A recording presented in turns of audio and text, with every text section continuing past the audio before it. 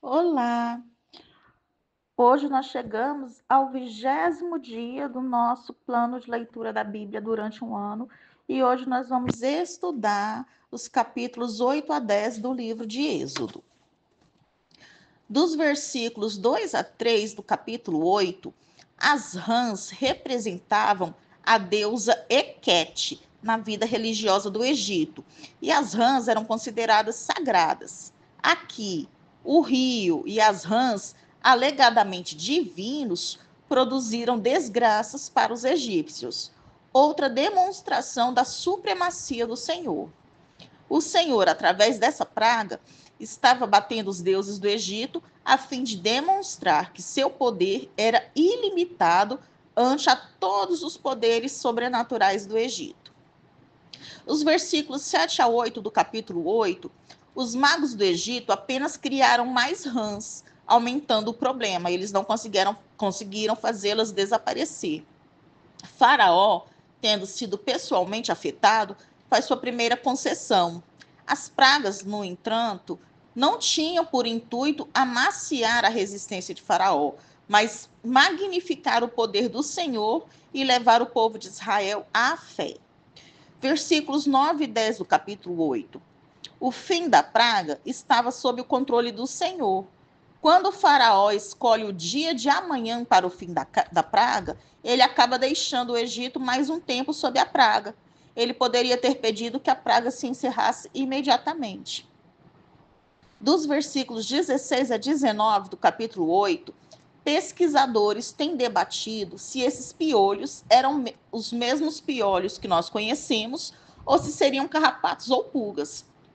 Aqui os magos veem que não conseguem duplicar a praga, que é mesmo o Senhor Deus. Com essa declaração, os magos egípcios estavam reconhecendo que o poder de Deus era ilimitado ante o deles. Após a admissão dos magos, a terra de Gozém, onde habitavam os israelitas, passa a não ser mais afetada pelas pragas. Dos versículos 22 e 23 do capítulo 8, a partir da quarta praga, o Senhor distinguiria seu povo do povo do faraó, a fim de dar a conhecer a sua soberana presença. Deus mostra claramente que as pragas não são acidentes naturais e o Senhor protege seu povo, os israelitas, enquanto o faraó não era capaz de proteger o seu próprio povo.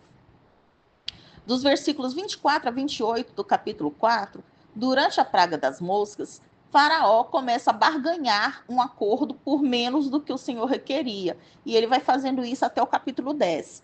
Moisés regularmente recusa qualquer concessão. No versículo 26, o sacrifício dos israelitas é abominável aos egípcios, porque os egípcios tinham ídolos de touros e de carneiros, e não poderiam aceitar que esses animais fossem sacrificados a um outro deus. É interessante notar aqui que o faraó, que era considerado um deus, pede a Moisés que ore por ele. Agora vamos falar sobre o capítulo 9. No versículo 3 do capítulo 9, os egípcios adoravam touros e outros animais. Acreditavam que os deuses se manifestavam através desses animais e que esses animais eram os protetores dos egípcios.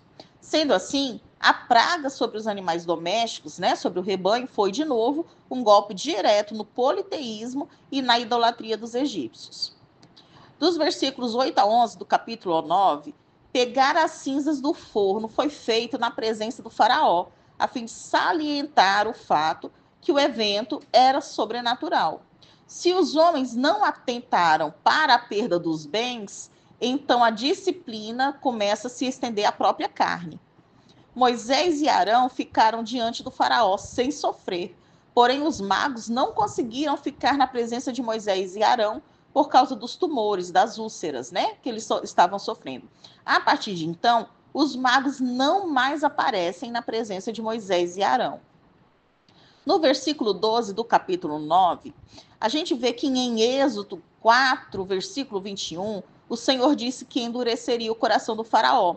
Porém, só agora, no versículo 12 do capítulo 9, é que ele realmente o faz. Ele faz de fato isso. Desde que Moisés e Arão começam a falar com o faraó, a palavra, né, do Senhor, a Bíblia, vem trazendo que o coração do faraó está endurecido, ou que o faraó endureceu seu coração. Mas no versículo 12 do capítulo 9, o Senhor diz que está endurecendo o coração do faraó. Dos versículos 13 a 17 do capítulo 9, o Senhor poderia ter destruído o faraó e seu povo sem pragas e sem endurecimento de coração. Mas estes eventos serviriam para mostrar que não há ninguém como o Senhor sobre a terra. O Senhor diz no versículo 16, inclusive, que manteve o faraó para que o nome do Senhor fosse conhecido em todo o mundo, né, em toda a terra.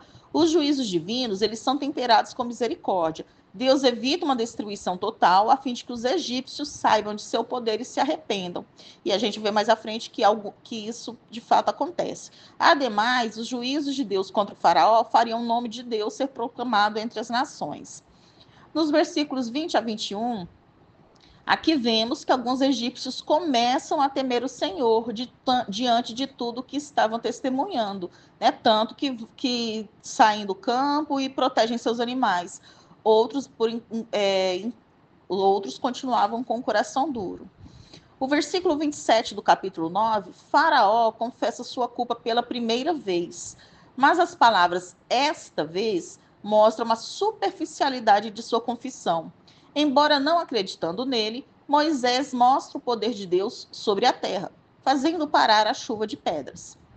No versículo 29 do capítulo 9, Moisés diz que estenderá as mãos ao Senhor. Erguer as mãos era um gesto associado à oração e um sinal de necessidade e dependência. No capítulo 30 no versículo 30 do capítulo 9, quando Moisés diz que sabe que o faraó e seus oficiais não temem o Senhor, ele mostra o que está errado com o Egito. Moisés não ignorava a malícia do coração humano, mas nem por isso deixou de interceder como foi solicitado.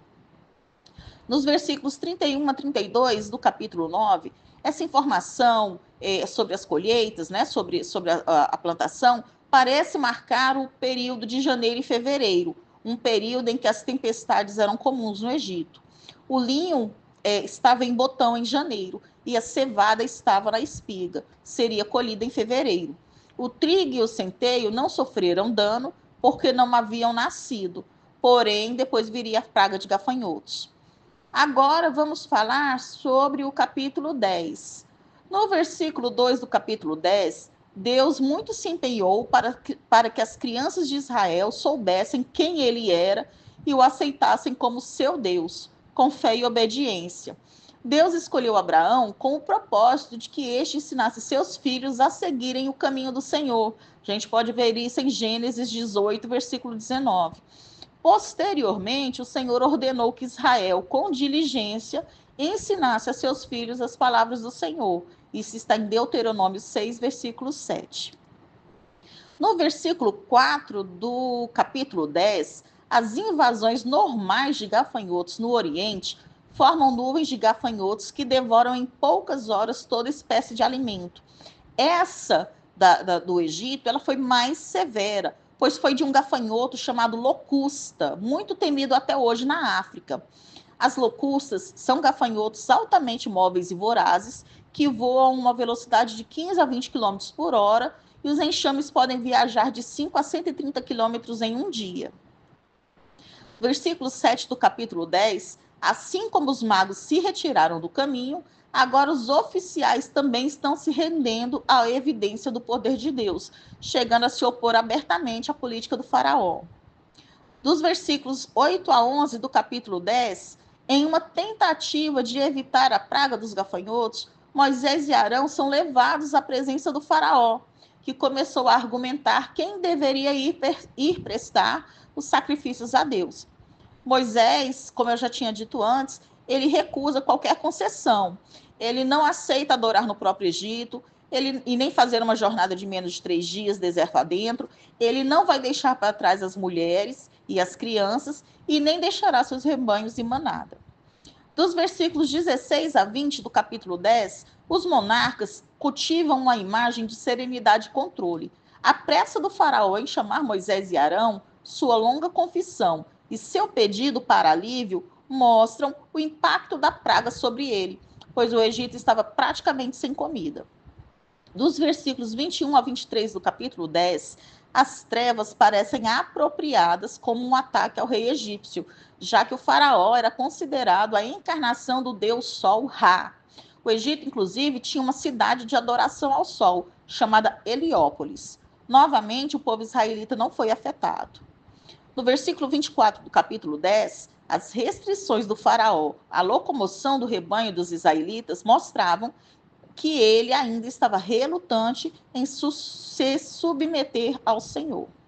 Nos versículos 28 a 29 do capítulo 10, a troca de palavras entre Faraó e Moisés mostravam que ambos concordavam em um ponto apenas, de que não haveria mais negociação nem apresentação de exigências.